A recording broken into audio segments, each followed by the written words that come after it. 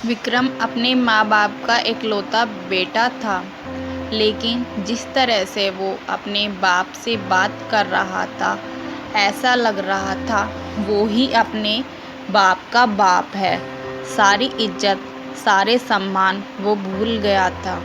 उसको कोई रिश्ता याद नहीं था, याद था तो बस पैसा।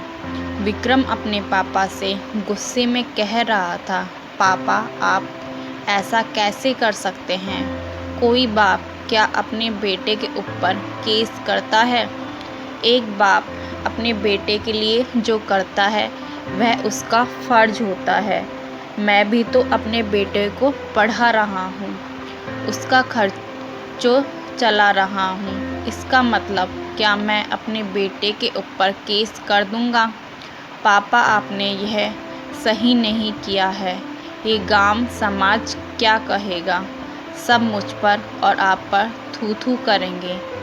विक्रम अपने पापा पर चिल्लाए जा रहा था, उनको बुरा भला कह रहा था। रविकांत जी पहले तो काफ़ी देर चुप रहे, उसके बाद अपने बेटे से कहा, सही कह रहे हो बेटा, थू थू तो ज़रूर करेंगे, लेकिन मुझ पर नहीं तुम पर। कि यह कैसा बेटा है कि अपने माँ बाप का नहीं हुआ। एक बाप को अपने बेटे के ऊपर भरण पोषण के लिए केस करना पड़ा। सुनो बेटा, एक बाप तो शायद तुम्हें माफ़ भी कर दे, लेकिन तुम भूल गए हो कि मैं किसी का पति भी हूँ, और एक पति अपनी अर्धांगिनी के लिए कुछ भी कर सकता है। जिस माँ बाप ने अपने पूरे जीवन की कमाई तुम्हें पढ़ाने लिखाने में लगा दिया है, उसके इलाज के लिए तुम्हारे पास पैसे नहीं हैं।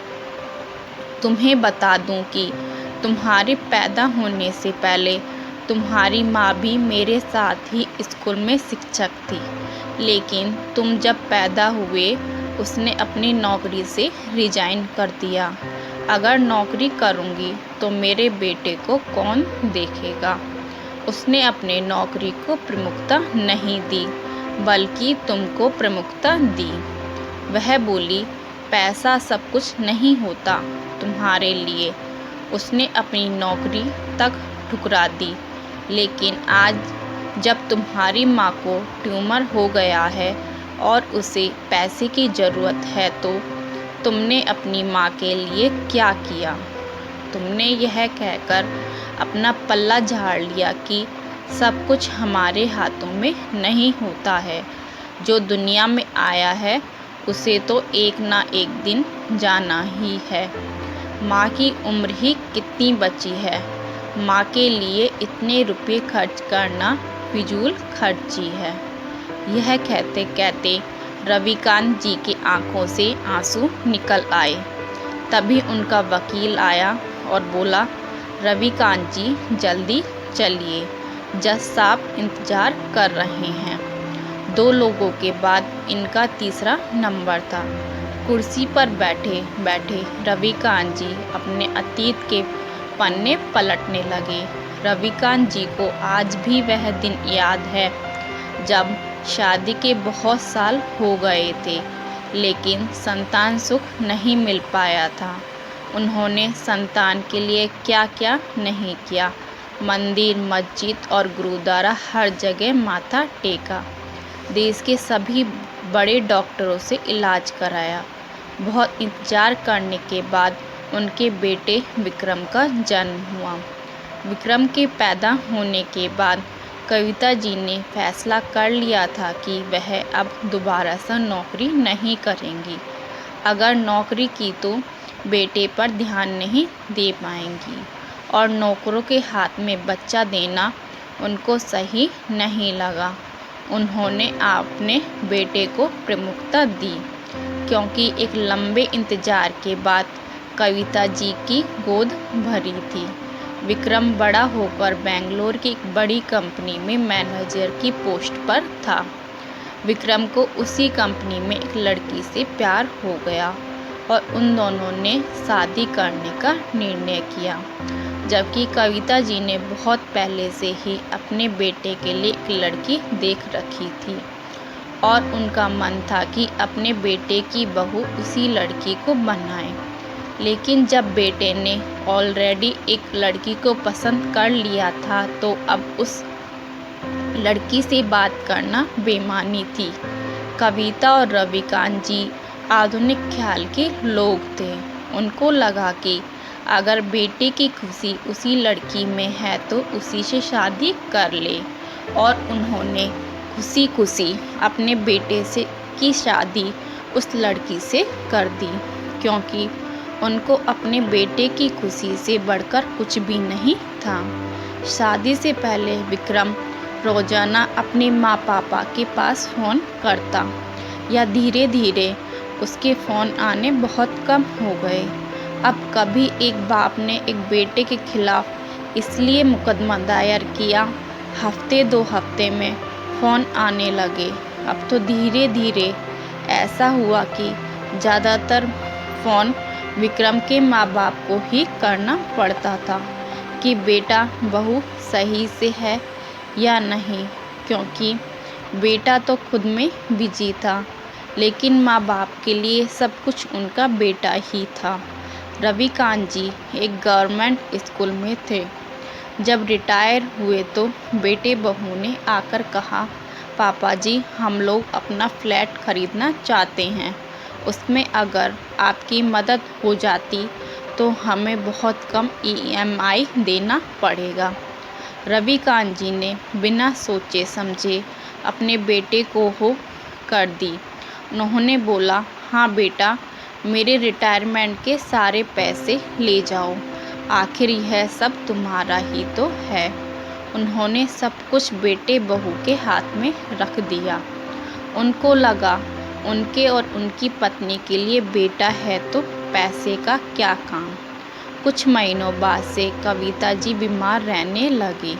जब जांच कराया गया तो पता चला कि उनको ट्यूमर है और उन्हें किसी बड़े हॉस्पिटल में जाकर इलाज कराना होगा और वहाँ का खर्चा अच्छा खासा आएगा। लेकिन अब रविकांत जी के पास इतने रुपए कहाँ से आए। जो भी रिटायरमेंट के पैसे थे उन्होंने तो बेटे को घर खरीदने के लिए दे दिया था, और जो पेंशन आती वो हर महीने खर्च में निकल जाता था, क्योंकि बेटा तो माँ बाप को महीने का खर्च भी नहीं देता था। फिर हिम्मत कर उन्होंने बेटे से इसके लिए बात करी तो बेटे ने साफ इनकार कर दिया पैसे देने से। वह बोला, पापा जी हमारे पास पैसे कहाँ हैं, जो भी हमारे पास पैसे हैं वह हमने घर में लगा दिए, और वैसे भी अब मम्मी की उम्र ही कितनी है, मम्मी के इलाज में इतना पैसा खर्च करना मुझे सही नहीं लगता। अपने बेटे के मुंह से यह बात सुनकर रविकांत जी को ठकरा मार गया। उन्होंने कभी उम्मीद भी नहीं की थी कि उनका बेटा अपनी माँ के बारे में ऐसी सोच रखता है। वे मन में सोच रहे थे कि कविता को जब यह पता चलेगा कि जिस बेटे के लिए उसने क्या क्या नहीं किया, उसने अपनी नौकरी तक छोड़ दी, आज वह बेटा उसी के इलाज के लिए एक पूरी टी कौड़ी तक देना नहीं चाहता। रविकांत जी बैंक से लोन लेने गए, लेकिन लोन लेने के लिए मिल पाया किसी कारणवश। उन्होंने अपने बेटे से कहा, बेटा घर बेच दो, जिंदगी रही तो घर दोबारा खरीदा जा सकता है, लेकिन तुम्हारी माँ दोबारा नहीं आ सकती। बेटे और बहू ने घर बेचने से साफ इनकार कर दिया था। अब रविकांत जी के पास कोई रास्ता नहीं बचा था। आखिर में उन्होंने कानूनी रास्ता अपनाया और अपने बेटे और बहू के खिलाफ केस दर्ज कराया कि उन्होंने अपने बेटे और बहू को रिटायरमेंट के सारे पैसे दिए हैं और वह पैसे उन्हें वापस चाहिए, वह भी ब्याज सहित। तभी एडवोकेट ने रविकांत जी के पीठ पर हाथ रखकर बोला, आपका नंबर आ गया है। जज साहब ने रविकांत जी और उनके बेटे का मुकदमा सुना। उसके बाद उन्होंने कहा, मेरे जीवन में पहली बार ऐसा कोई मुकदमा आया है जिस पर एक बाप ने एक बेटे के खिलाफ इसलिए मुकदमा दायर किया कि बेटा को पढ़ाने लिखाने के बाद वह अपने माँ बाप के काम नहीं आया। और बता दें कि आज का यह फैसला जजमेंटल होने वाला है। आगे आने वाली पीढ़ियों के लिए सीख बनेगी। जब बेटा छोटा होता है तो हम उसकी देखभाल करते हैं, उसकी हिफाजत करते हैं। जो भी हमारी हैसियत होती है उस अनुसार उसकी पालन पोषण करते हैं। इसलिए बेटों के भी यह जिम्मेदारी बनती है कि वह अपने माँ बाप का पालन पोषण करें। ऐसे बेटे को शर्म आनी चाहिए जो वक्त आने पर माँ बाप का साथ ना दे। बेटे के नाम पर कलंक है। विक्रम सब सुनकर पानी पानी हो गया। जज साहब ने तो कुछ गलत कहा ही नहीं है। फिर जज साहब ने फैसला सुनाया कि 1 महीने के अंदर विक्रम 20 लाख रुपये मूलधन के और 3 लाख ब्याज के, यानी कि 23 लाख रुपये अपने पिताजी को चुकाएगा।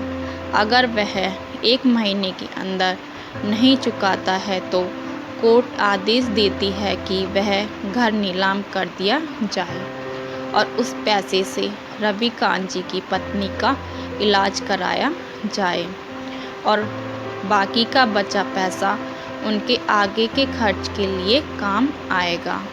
जज साहब के इस फैसले को सुनकर विक्रम चुपचाप देखता रह गया। विक्रम के वकील ने कहा, अगर आप चाहें तो हम हाई कोर्ट में अपील कर सकते हैं। लेकिन विक्रम ने साफ मना कर दिया। उसने कहा, नहीं, एक बेटा कभी भी अपने बाप से नहीं जीत सकता। अगर वह जीत भी जाए तो जीत नहीं, हार ही कहलाएगा। मैं कल ही घर बेचकर मम्मी के इलाज कराऊंगा। कविता जी का उस पैसे से इलाज हुआ और थोड़े दिनों में ठीक होकर आ गई। उनको अपने बेटे पर गर्व महसूस हो रहा था कि उनका बेटा उनकी इलाज के लिए अपना घर तक बेच दिया है। मेरा बेटा अपनी माँ से इतना प्यार करता है। वो अपने बेटे को यही आशीर्वाद दे रही थी, भगवान सबको विक्रम जैसा ही बेटा दे। रविकांत जी वहीं खड़े मन ही मन सोच रहे थे कि अगर जिस दिन कविता को अपने बेटे की कुकृत्य का पता चलेगा उस दिन कहेगी कि ऐसा बेटा किसी को ना दे। लेकिन मैं कविता को दोबारा से मारना नहीं चाहता हूँ। बड़ी मुश्किल से वह जिंदा होकर आई है। अब मुझ में उनको दोबारा खोने की हिम्मत नहीं है। विक्रम अपने पिता से नज़र नहीं मिला पा रहा था। उसे डर था कि कहीं पिता ने उसकी माँ को सारी बात बता ना दे। विक्रम अपने पापा के पैरों में गिरकर बोल दिया था, पापा, यह बात आप मम्मी को मत बताना, नहीं तो एक माँ का दिल एक बेटे के लिए हमेशा हमेशा के लिए टूट जाएगा। रविकांत जी ने तो कुछ नहीं कहा, लेकिन मौन रहकर भी यह जता दिया कि जाओ बेटा, मैं कविता से कुछ भी नहीं कहूँगा। उसके बाद से विक्रम अपने माँ बाप को अपने साथ ही रखने लगा। अब तो सही ढंग से अपने माँ बाप की सेवा करने लगा। उसने जो गलती की थी उसको पछतावा था, लेकिन रविकांत जी ने अब उससे दिल से माफ़ कर दिया था और अपने बेटे बहू की हर तरह से हेल्प कर देते। विक्रम हर दिन अपने पापा को थैंक्स कहता। रविकांत जी हंसकर उसको आशीर्वाद देते। माँ भी खुश थी कि उनके बीमार की वजह से बेटा इतना बदल गया। उसको माँ बाप की महत्व का अंदाज़ा हो गया। तो दोस्तों, अगर आपको हमारी ये कहानी पसंद आई हो तो लाइक, शेयर एंड सब्सक्राइब करना ना भूलें।